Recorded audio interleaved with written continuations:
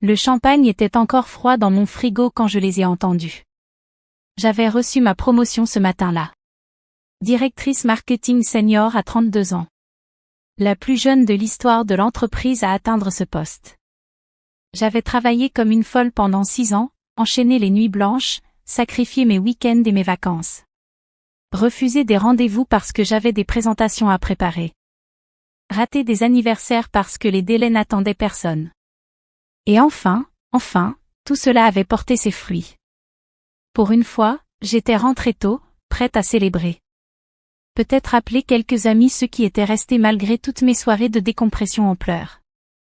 Peut-être simplement m'asseoir sur mon balcon avec un peu de musique et laisser la réalité m'envahir, j'avais réussi. Toutes ces années à me tuer au travail avaient réellement mené quelque part. J'avais même pensé inviter mes parents. Partager ce moment avec eux. Stupide, non? C'est à ce moment-là que j'ai entendu leur voix monter de l'appartement juste en dessous du mien. L'appartement de mes parents. L'appartement que je leur avais acheté 3 ans plus tôt. 200 000 €, disait la voix de mon père, résonnant à travers les cloisons trop fines. C'est ce que Marcus dit qu'on peut lui réclamer. Je me suis figée, le verre de champagne suspendu entre mes doigts. Tu es sûr que c'est suffisant, répondit ma mère. Vu tout ce qu'elle a volé à notre fils? Elle. Il parlait de moi. Lui. Il parlait de mon frère, Lars. J'ai reposé le verre très doucement, de peur que le moindre bruit ne trahisse que j'écoutais. Mes mains tremblaient. Marcus dit qu'on a un dossier solide, poursuivit mon père. Elle a manipulé les finances familiales. Utilisé les connexions qui étaient censées revenir à Lars. Elle a littéralement volé son avenir. Elle a toujours été égoïste, dit ma mère, et je pouvais presque l'entendre allumer une cigarette. Elle ne fumait que lorsqu'elle était stressée. Ou en colère. Même enfant. Elle devait toujours attirer l'attention. Je me suis laissé tomber sur mon canapé, incapable de rester debout. La célébration que j'avais planifiée, la joie qui m'habitait encore quelques minutes plus tôt, tout s'était évaporé. Attirer l'attention? J'avais passé toute mon enfance invisible. Lars était l'enfant en or. Le garçon. L'héritier. Celui qui porterait le nom de la famille, alors même que nous n'avions rien à transmettre à part des dettes et des déceptions. J'avais appris à me taire à table, à me faire petite, à ne jamais demander quoi que ce soit parce que la réponse était toujours « on doit mettre de côté pour l'avenir de Lars ». Tu te souviens du prêt qu'on a dû prendre pour son diplôme de commerce, dit mon père. 45 000 €. Et maintenant il est coincé dans cette boutique d'électronique parce qu'elle a pris toutes les opportunités. J'ai eu envie de rire. Ou de hurler. Peut-être les deux. Ce prêt? C'est moi qui l'avais remboursé. Jusqu'au dernier centime. Quand mon père m'avait appelé, la voix tendue, disant qu'il ne pouvait plus payer, j'étais intervenue. Comme toujours. Lars avait abandonné après un semestre pour se trouver, ce qui voulait dire jouer aux jeux vidéo dans l'appartement de mes parents en se plaignant que le monde ne comprenait pas son génie. Le précieux diplôme pour lequel il s'était sacrifié? Abandonné parce que les cours étaient trop corporates et étouffaient sa créativité. Les opportunités que j'avais prises? Je les avais créées moi-même. J'avais travaillé 2 emplois en étudiant, serveuse le week-end, tutrice après les cours. Envoyé des centaines de candidatures, encaissé refus après refus. Appris l'allemand, l'anglais et l'espagnol parce que je savais que ça me donnerait un avantage. Passé des heures sur des applications et avec des partenaires de conversation alors que je ne pouvais même pas payer mon loyer.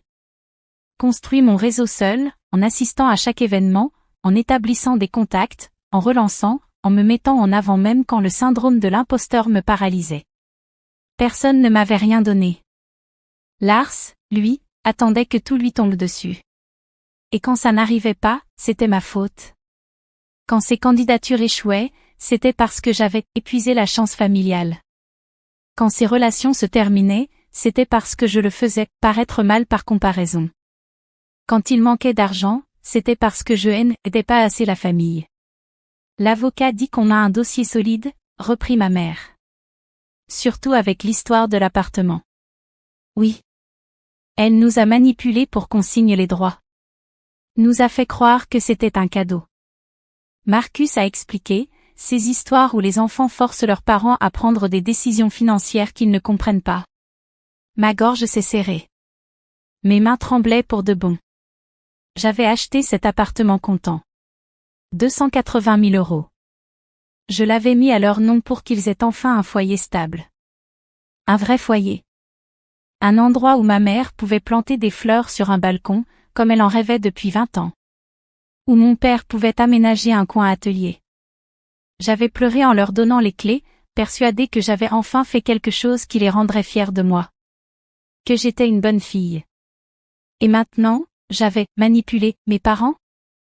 Avec les 200 000 €, Lars pourra enfin lancer son entreprise de consulting, ajouta mon père. C'est tout ce qu'il lui faut. Juste une chance équitable. Il a été retenu trop longtemps. Avec un capital de départ, il pourrait vraiment montrer ce dont il est capable.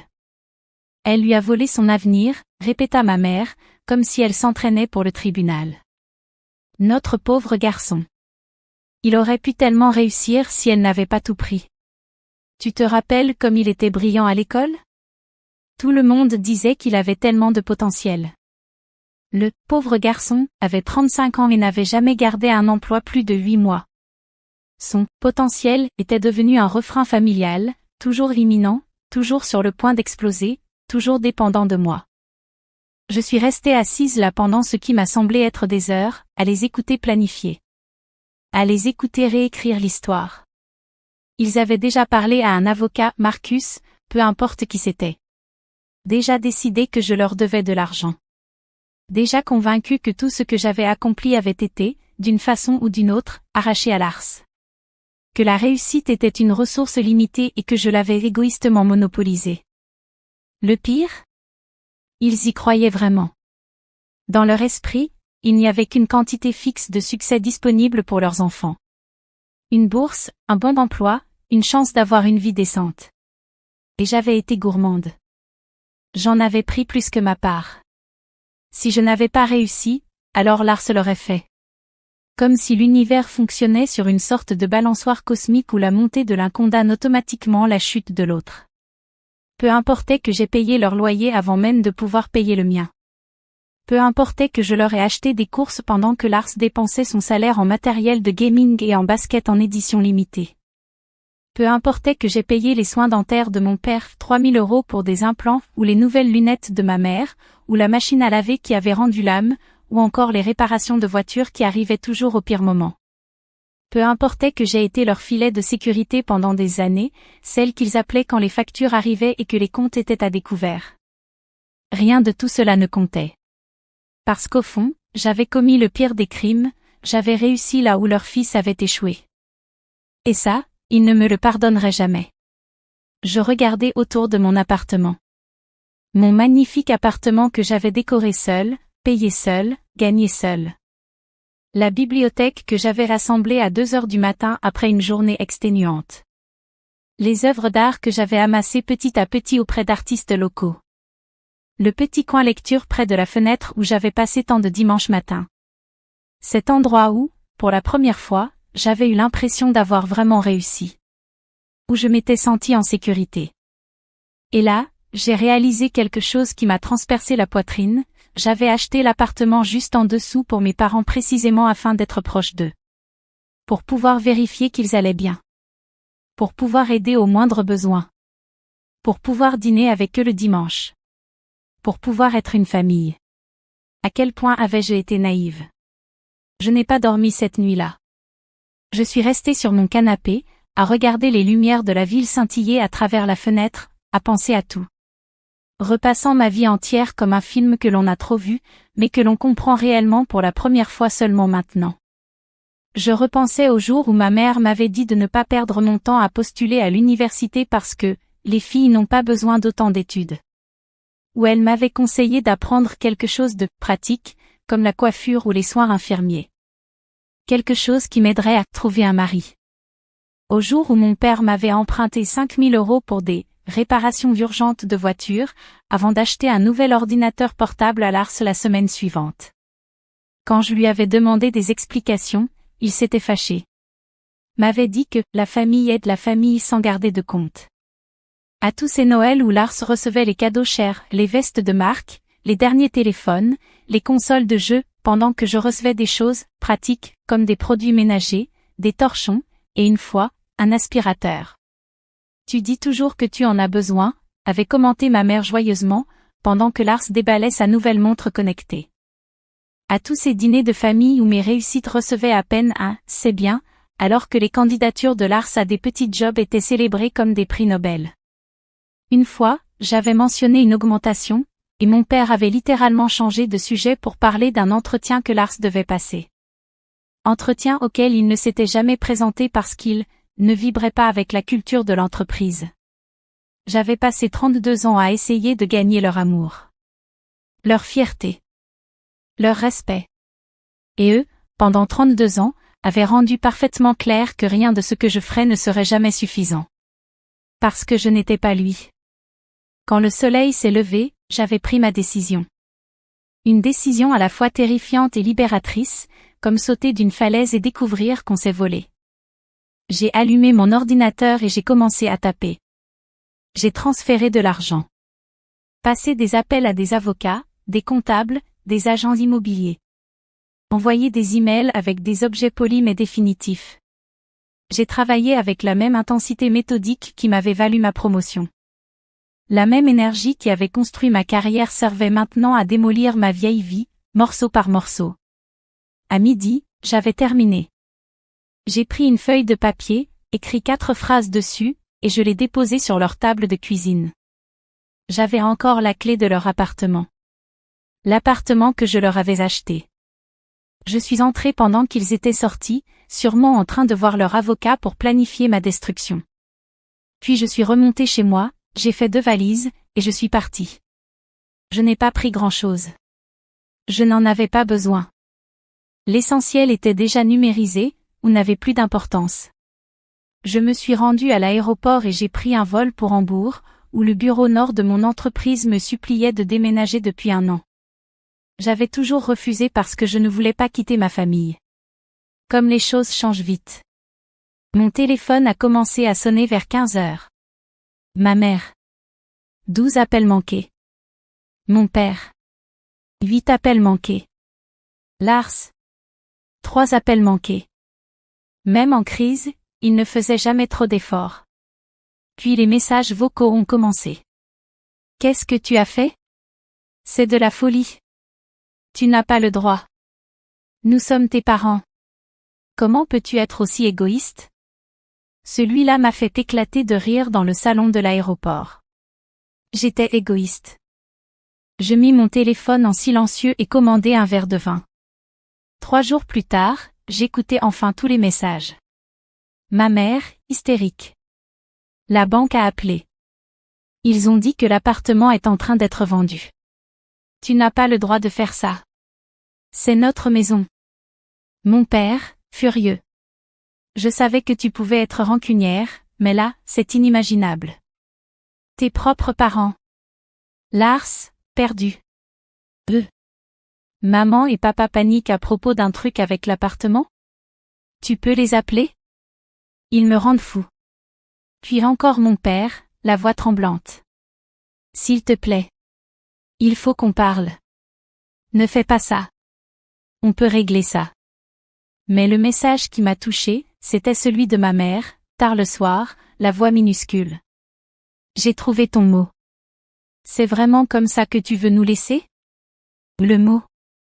4 phrases que j'avais écrites en 30 secondes. N'oubliez pas de dire au juge que vous n'avez plus nulle part où vivre. L'appartement est en cours de vente. Le produit servira à couvrir les prêts que j'ai annulés et l'argent que vous me devez. On se voit au tribunal si vous voulez toujours poursuivre. Ce qu'ils ne savaient pas, j'avais été méticuleuse. Chaque prêt, chaque facture payée, chaque aide temporaire devenue permanente. J'avais tout documenté, parce qu'une partie de moi avait toujours su que ce jour pourrait arriver. L'appartement était légalement à moi. Je l'avais acheté cash avant de le leur offrir. Mais le droit allemand a cette particularité concernant les dons faits sous de faux prétextes ou aux bénéficiaires ingrats. Avec le bon avocat, et j'en avais un excellent, je pouvais prouver que le cadeau avait été fait dans l'attente d'un minimum de soutien familial, attente qu'ils avaient violée en planifiant de me poursuivre pour des dommages imaginaires. La vente rapporterait environ 320 000 €. Sur cette somme, il me devait à l'origine environ 180 000 € en prêt jamais remboursé. J'avais conservé chaque reçu, chaque virement, chaque message où il promettait de me rembourser, bientôt. J'étais généreuse de ne pas exiger la totalité. Mais voilà, je ne voulais pas leur argent. Je voulais qu'ils comprennent ce qu'ils avaient failli faire. Ce qu'ils avaient été prêts à faire. Je voulais qu'ils ressentent, ne serait-ce qu'un instant, ce que j'avais ressenti toute ma vie. Être remplaçable. Cela fait 8 mois maintenant. Je suis installée à Hambourg. Mon appartement donne sur l'Alsté et je me suis fait de vrais amis. Des gens qui célèbrent mes réussites sans rancœur. Des gens qui ne considèrent pas mon succès comme un vol pris sur le leur. Le mois dernier, mes parents m'ont envoyé une lettre. Une vraie lettre, en papier, comme dans un vieux film. Ils vivent chez Lars maintenant. Apparemment, sont 2 pièces, et 3, pour 3 adultes. Ils ne se sont pas excusés, pas vraiment, mais ils ont admis avoir, peut-être réagi de façon excessive, et qu'ils espéraient reconstruire notre relation. Ils ont aussi mentionné que l'entreprise de conseil de Lars n'avait jamais décollé. Apparemment, personne ne veut embaucher quelqu'un sans expérience, sans qualification, et avec une estime de soi démesurée. Incroyable, n'est-ce pas? Je n'ai pas encore répondu. Peut-être que je le ferai un jour. Peut-être pas. Parce que j'ai appris ceci. On ne peut pas forcer les gens à voir votre valeur. On ne peut pas mériter l'amour de personnes qui ont déjà décidé que vous ne le valez pas. Et on ne peut pas construire une relation avec des gens qui ne vous veulent que quand vous êtes utile. Certains jours, je me sens coupable. J'ai été élevée pour mettre la famille avant tout, pour honorer mes parents, pour soutenir mes frères. Mais la plupart du temps, je me sens libre. J'ai eu une nouvelle promotion le mois dernier. Vice-présidente du marketing. Il parle même de me préparer pour la direction dans les 5 ans. Mon père dirait probablement que j'ai volé ça à Lars aussi. Mais la vérité est plus simple et plus difficile à accepter. J'ai gagné chaque chose que j'ai. Je l'ai travaillée. Je l'ai méritée. Je l'ai construite. La seule chose que j'ai volée, c'est ma propre vie, que j'ai enfin reprise. Le champagne dans mon frigo? J'en bois quand j'en ai envie. Et il a le goût de la victoire.